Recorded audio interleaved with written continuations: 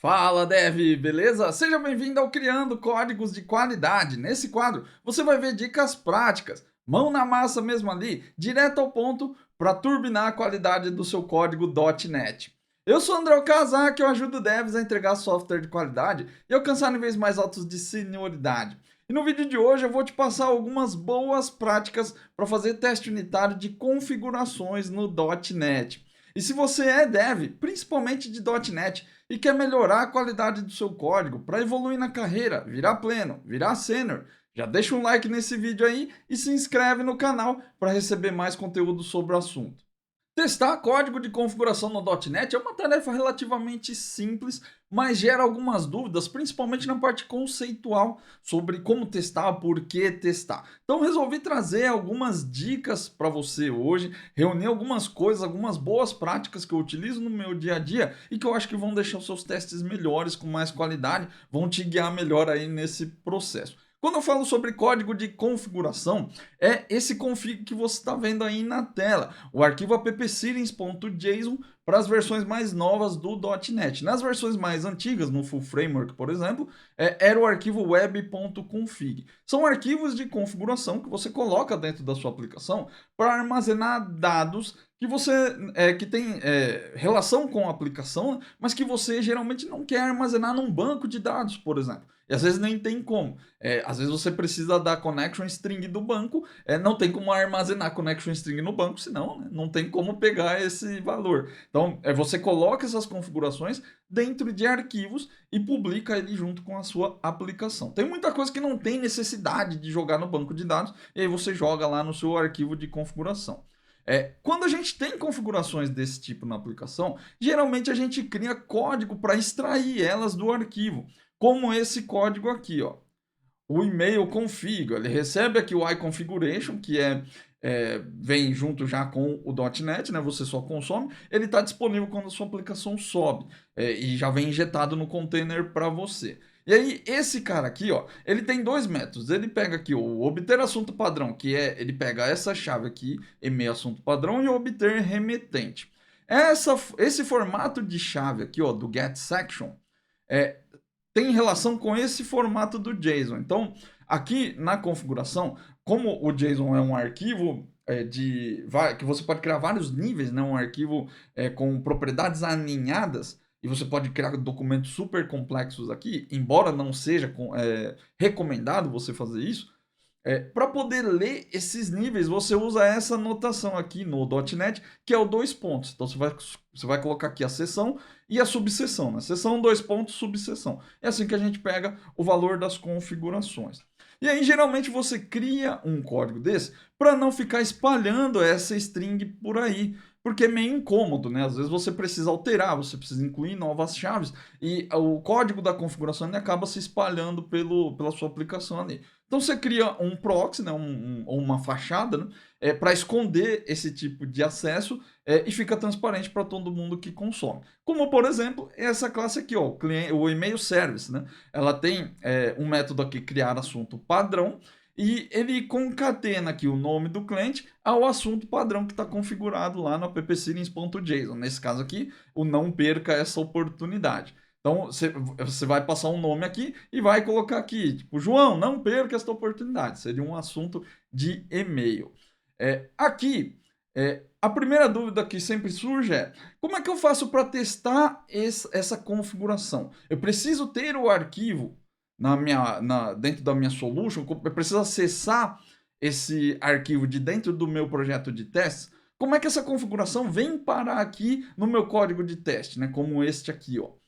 Eu já criei algum exemplo aqui para testar o e-mail config. Deveria obter assunto padrão, ele vai instanciar a classe e-mail config e vai pegar o assunto padrão que está lá. Vamos rodar o teste aqui só para você ver como funciona mais ou menos, né? Pelo menos como funciona essa dinâmica aí. Olha só, dois testes passaram, um quebraram. Esse teste aqui é da service, a gente já vai falar dela já já. Vamos ver aqui, ó, os dois testes do e-mail config, eles passaram. Ó. Olha só.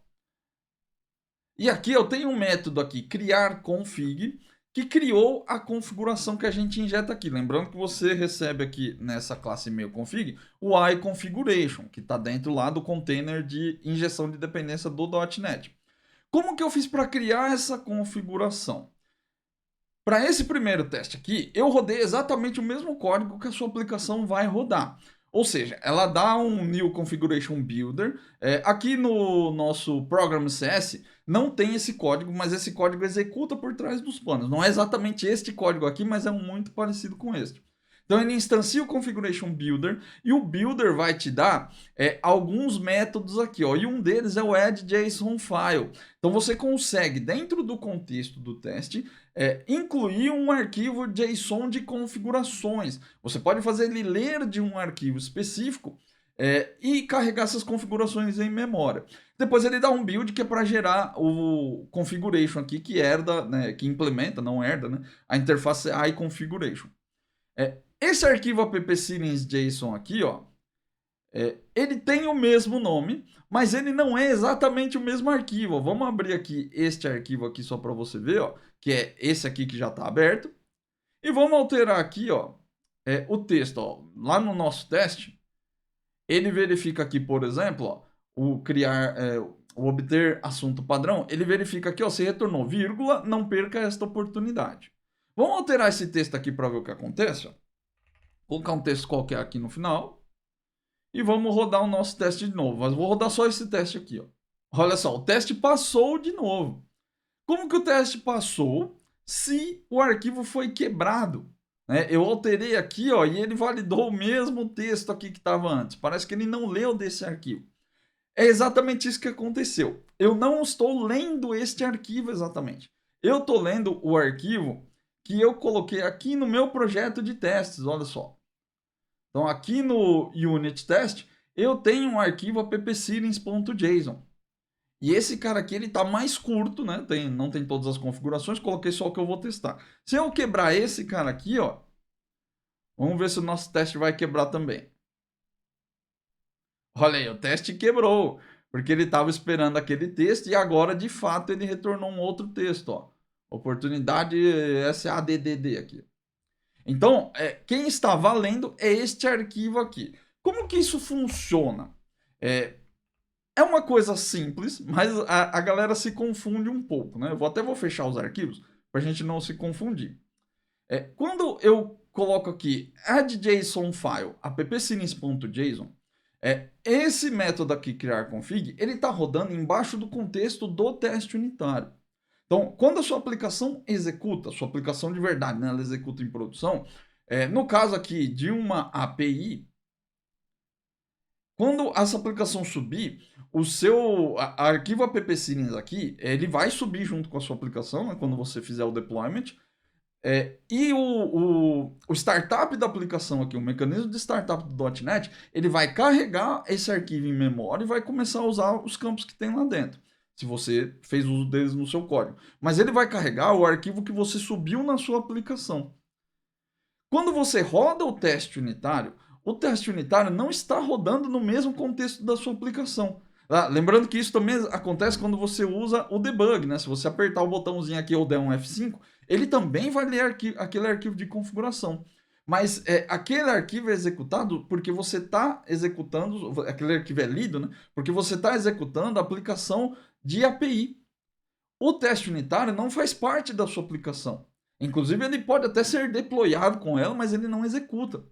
Ele é um projeto à parte. Quando ele faz a execução dos testes, ele está rodando embaixo do test runner, como se fosse um console application referenciando o seu projeto de teste. Ou seja, se você escrever aqui app-series.json, dá um add.json file aqui, ó, ele não vai adicionar o arquivo da API. São coisas diferentes. Então, para que isso aconteça, você precisa adicionar o arquivo aqui no seu projeto. E cada projeto vai ter o seu. É que no caso de uma API, todo mundo vai ler do projeto principal, que é o que está rodando em memória, que referencia todas as suas DLLs, por exemplo. Mas no projeto de teste unitário, ele está rodando como se fosse um executável. É a mesma coisa que você criar um arquivo console application aqui dentro, por exemplo, né? Um projeto console application. Ele vai ter o seu próprio arquivo de configuração, porque ele executa dentro do seu próprio contexto.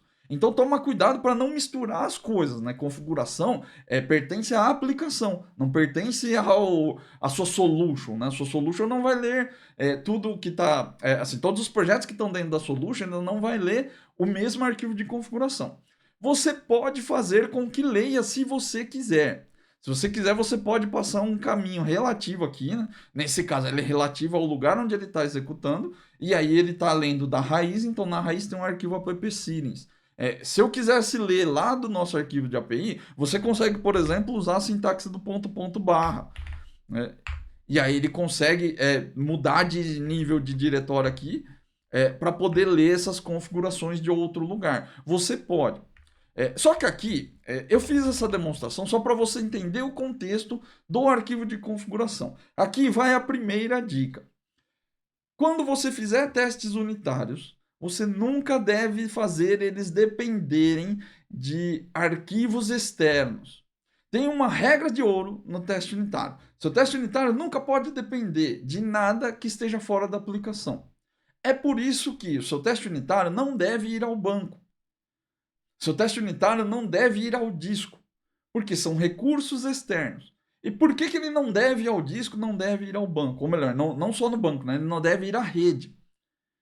Porque toda vez que você vai à rede ou você vai ao disco, você corre o risco do seu teste rodar na sua máquina e não rodar em outras máquinas. Quem garante que se eu apontar aqui o arquivo app-settings de outro lugar, como eu coloquei aqui, quem garante que esse arquivo na outra máquina vai estar no mesmo lugar? Pode ser que não esteja. E aí, quando a pessoa, um outro coleguinha do seu time aí for rodar esse teste, o teste quebra.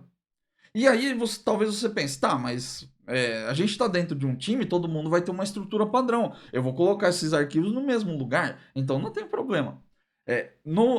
Compartilhando esse arquivo com outras pessoas do seu time, talvez não. Mas às vezes você vai querer rodar esse cara dentro de um pipeline automatizado. Ou seja, num servidor de build que vai baixar o seu fonte e vai compilar e rodar seus testes.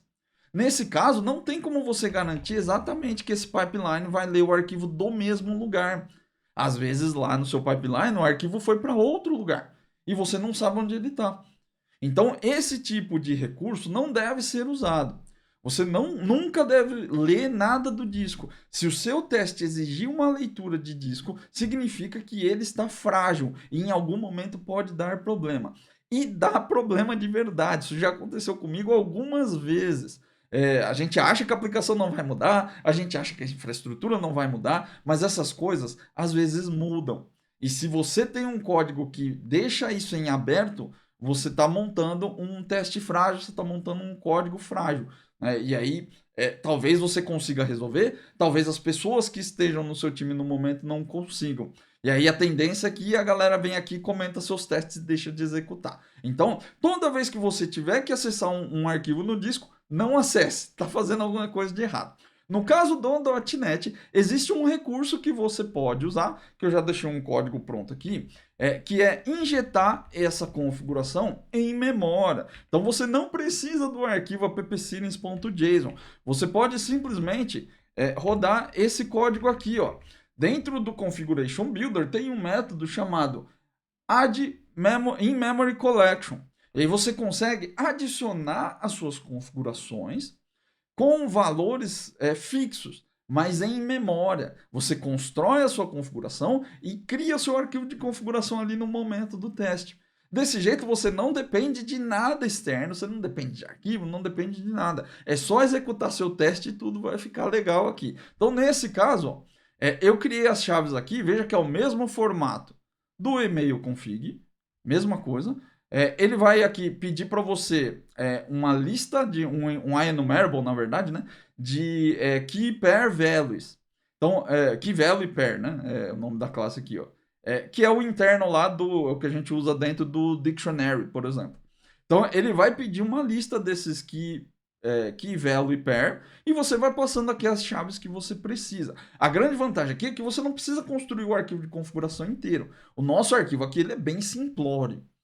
Mas geralmente o seu arquivo da sua aplicação ele não tem pouquinhas chaves assim, né? Ele vai engordando, ele vai criando mais volume, e aí você vai ter que lembrar de construir isso do outro lado aqui quando você está testando. Tem vários incômodos de você usar um arquivo físico de fato para testar. Então, use o In-Memory Collection, é muito mais fácil. E aí seu teste vai rodar do mesmo jeito, eu vou executar ele aqui, só vou passar uma segunda boa prática para você.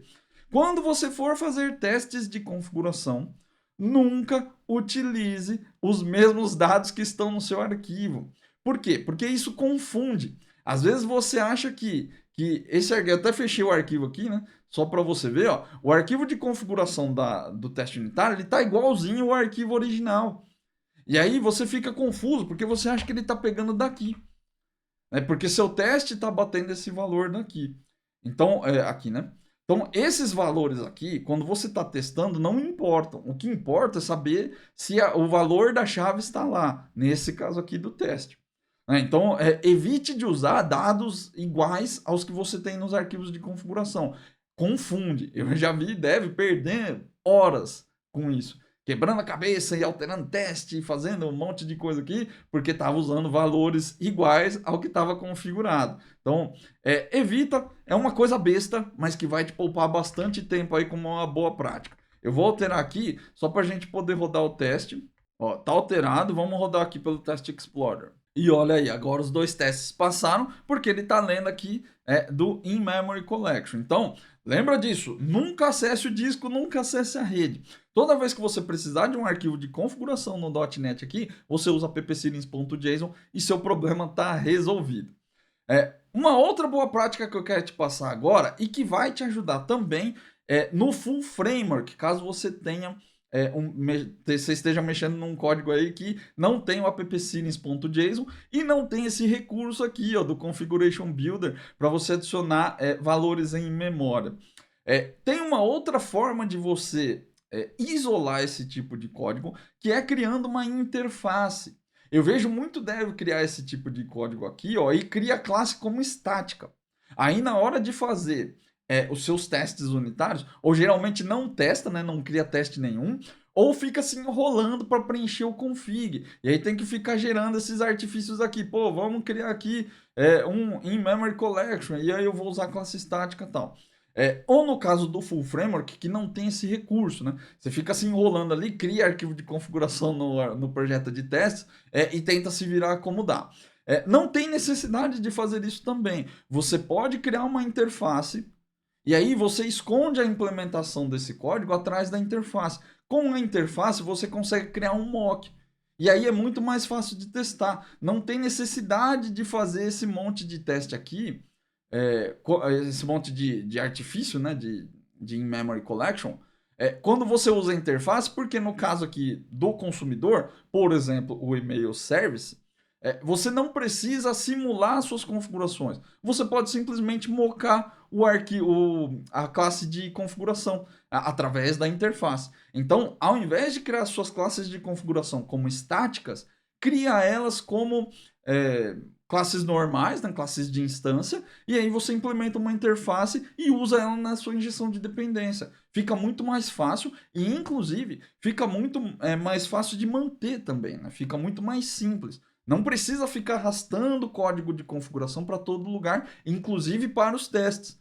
Você esconde a implementação atrás de uma classe que é especializada nisso e não precisa ficar se preocupando. Você simplesmente cria aqui o seu teste, né? Cria aqui a sua interface, né?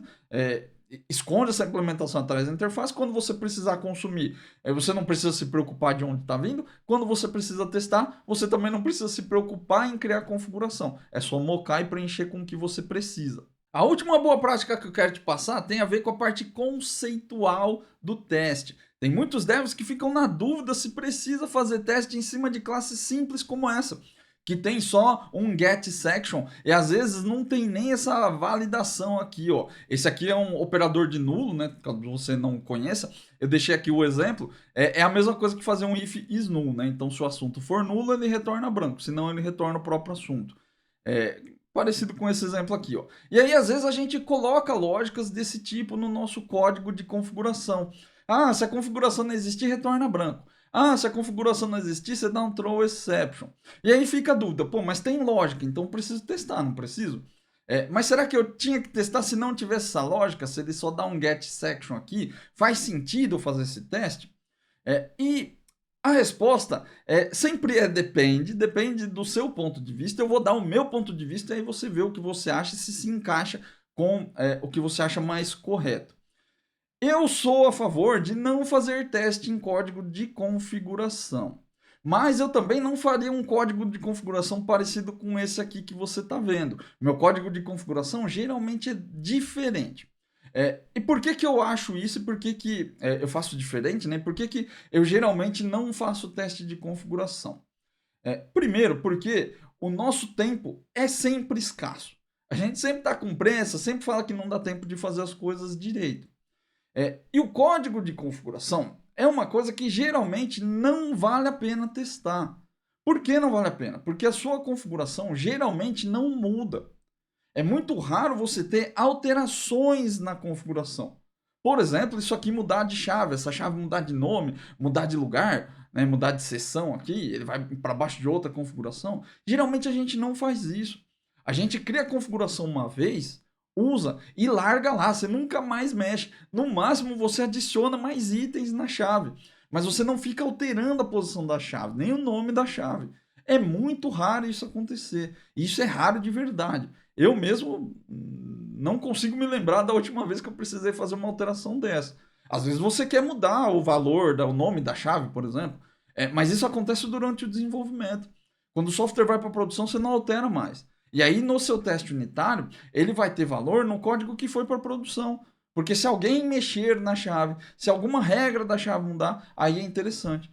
Mas se não, não faz tanto sentido. Então, eu acredito que testar o código de configuração não gera tanto valor quanto a gente acha. É uma coisa muito de infraestrutura, é uma coisa muito simples e que você vai gastar um tempo ali que pode ser usado para fazer outros testes. Então eu acho que não é um tempo bem investido. Você pode fazer? Pode fazer, claro que pode. Eu faço raras vezes, mas às vezes eu também faço. Eu recomendo que você faça esse tipo de teste depois. Deixa eles para o final. Não priorize esse tipo de teste. Então não é que você não deve fazer. Ah, André, mas tem lógica, eu tenho que testar? Se você colocou lógica aqui, você precisa testar. Mas, cara, bota eles no final da fila, entendeu? Eles não vão te gerar tanto valor quanto você imagina. Então abaixa a prioridade. Se sobrar um tempo, você faz para ter cobertura e tá tudo certo. Agora, se não der tempo, você sabe que aquele teste ali não vai te fazer tanta falta. Então, não priorize testes de configuração. Os devs tendem a priorizar esse tipo de teste porque não é fácil. E aí você acha que, legal que eu fiz o teste aqui. Se você quiser fazer só para praticar teste, é interessante. Mas na fila de prioridade ali, ele é sempre uma das últimas opções que eu pego para testar. Um outro ponto aqui, né, sobre fazer código de configuração com lógica. Eu também não sou muito a favor de colocar lógica dentro das configurações. Tem algumas exceções que talvez valham a pena você pensar, mas de forma geral, para mim, não tem necessidade de ter lógica dentro desses códigos aqui. Por que não tem necessidade? Muitas vezes, colocar esse tipo de lógica, como este aqui, ó, se o assunto não existir na chave, você passa branco, gera bug. Por pior que pareça, né? Porque você acha que você quer colocar essa verificação aqui para o caso de não ter a chave, aí você não quer que estoure um null reference lá, né? Um object reference not set dentro do seu código. Porém, se você devolve esse assunto, o texto do assunto em branco, por exemplo, pode ser que seu e-mail vá com um assunto vazio e isso vai abrir um bug lá em produção, por exemplo. Então, o fato de retornar branco não é correto. A maioria dos devs faz esse tipo de contorno aqui, ó, porque não quer ter null reference. Não quer que aconteça um bug técnico. Mas muitas vezes é um erro não existir a chave. Então retornar branco aqui não resolve esse erro. O problema é que a chave não existe. Então em situações como essa, é mais correto você usar esse tipo de approach aqui, ó. Dá um throw. Cara, se eu li a configuração e ela não existe, estoura uma exceção. Tá faltando configuração lá. Então, se leu, ah, André, mas aí vai estourar um bug na aplicação no meio do código. É porque está errado. Mandar um e-mail com assunto vazio ou com algum texto vazio lá, às vezes é pior do que estourar erro. Você está fazendo uma coisa errada de fato. E se você estoura um erro na tela, às vezes não acontece nada, mas pelo menos não acontece nada de errado. Imagina se essa configuração é para gravar um usuário de auditoria no banco, por exemplo. Aí você está gravando, a chave não está lá, você nem vê que não tem a chave e está gravando o usuário vazio um monte de vezes. Quando você precisa da auditoria, que é uma coisa que você só vai checar quando der problema, você não tem. E você nem sabe que isso está acontecendo. Então, isso oculta problemas. Né? Então, eu não acho boa prática fazer esse tipo de lógica aqui. Não é muito, muito recomendado também fazer esse tipo de coisa, mas é melhor do que retornar branco. No final das contas, eu não uso nenhum dos dois approaches. Eu geralmente prefiro pegar o código, o valor que está aqui na configuração e jogar diretamente numa classe. E assim eu não tenho problemas com esse tipo de coisa. No .NET tem um recurso que você pode usar, que você pode criar simplesmente, ao invés de criar uma classe com métodos como essa aqui, obter assunto, obter remetente, você pode criar uma classe mais simples, uma classe que só tenha campos, os mesmos campos que tem lá na sua configuração, e aí você tem um recurso que dá para usar aqui, ó, também já deixei o código pronto, que você pode usar diretamente na injeção de dependência do seu programa. Aqui lembrando que eu estou no .NET 8 e não tem mais o arquivo startup, né? Se na sua aplicação ainda tem, você coloca lá no Configure Services. E aí você cola esse código aqui, ó. Eu adiciono a interface, né? Porque com a interface você já viu aqui que é bem mais fácil de testar. Né? Se eu precisar fazer teste com isso aqui, eu injeto a interface e só preencho na mão esses valores. E aí, dentro da injeção de dependência, você faz ele ler da configuração. Só que em vez de ler na mão as chaves, você usa o get service aqui, né, para pegar o iConfiguration, e você usa esse get aqui, ó. Você dá um get section, eu dei um get section da seção e-mail e dei um get aqui, ó. Esse get, ele vai dar um bind do valor que tem na chave diretamente para uma classe. E aí é muito mais simples de fazer a parada, porque aqui, ó, ele simplesmente vai pegar a equivalência dos campos e vai preencher um objeto igual com os campos que ele achar aqui. Se tiver mais campos, ele não vai preencher, vai deixar em branco. Mas desse jeito aqui é muito mais simples. E aqui você consegue usar um outro artifício, que é dar o throw exception aqui, ó, logo no startup da aplicação. Ó. Você nem deixa a sua aplicação subir se ela tiver com a configuração errada. É muito melhor esse approach, é muito mais simples, porque você não deixa a sua aplicação sair rodando sem ter as configurações necessárias. Você pode fazer essa checagem diretamente no startup. Ah, mas não, e também não é legal você dar erro direto no startup. Não é talvez a melhor ideia do mundo, mas é melhor do que deixar a sua aplicação subir sem ter as configurações corretas. Aqui a gente pode gerar outras opções de design aqui para checar essa configuração durante o startup, mas essa aqui é muito simples, você pode implementar. Até porque o nosso desejo não é que passe pelo throw. A gente não quer que isso aconteça, a gente quer que a configuração esteja sempre correta. Por isso que eu falei que a sua configuração não muda, né? Tem uma tendência a não mudar. A gente cria e larga ela lá funcionando. Às vezes você nem lembra que ela existe. Né? E aqui ainda você tem a vantagem de usar o singleton.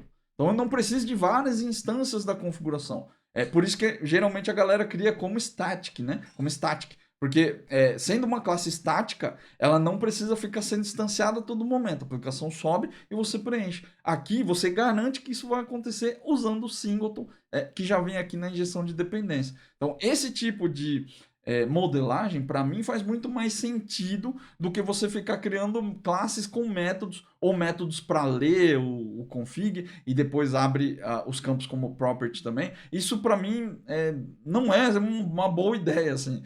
O framework te oferece algumas possibilidades e é melhor usar o que o framework oferece do que ficar fazendo isso na mão aqui. Não tem sentido para mim. Bem importante você pensar nisso que eu falei sobre a parte conceitual, né? Muitas vezes você acha que não ter a configuração é um problema contornável e às vezes não é. Toma cuidado com isso, né? Se você tem uma configuração, você quer substituir por outra, né? Um fallback de configurações ali, talvez faça sentido colocar isso num código de configuração. Mas geralmente não é boa ideia. Na maioria das vezes, o ideal é você só ler o que está na configuração e você aplica esse tipo de regra de fallback, por exemplo, dentro do seu código, do código da aplicação. Porque faz mais sentido deixar explícito. Né? Você esconde a implementação desse jeito e às vezes para você não aqui é sempre retorna branco nesse usuário de auditoria aqui e você vai achar que está tudo certo e às vezes não está. Né? Então pensa bem nessa parte de testar configurações ou não testar. Como eu falei aqui, muitas vezes é uma coisa que não muda, não vale a pena. Abaixa a prioridade desses testes que eu acho que você pode usar esse tempo para fazer outras coisas. Né? E principalmente a forma como você carrega a configuração. Eu prefiro evitar criar métodos para não ter trabalho. Isso aqui é um approach bem mais simples, vai funcionar melhor e vai garantir que sua aplicação está sempre com a configuração correta, ao invés de ficar fazendo fallback ali no seu código. Beleza? Eu espero que esse vídeo tenha te ajudado. Né? Se ele te ajudou, deixa um joinha aí. Deixa um comentário também para me dizer como que você faz teste de configuração, se é que você faz, se você usa as técnicas que eu mostrei aqui, se você tem outras ideias, se você acha melhor fazer de outras formas, comenta aí que é sempre bom trocar essa ideia com você. E se esse conteúdo ajudou de verdade, compartilha ele com mais devs para que a gente tenha cada vez mais pessoas entregando software de qualidade por aí. Beleza? Um grande abraço e até a próxima.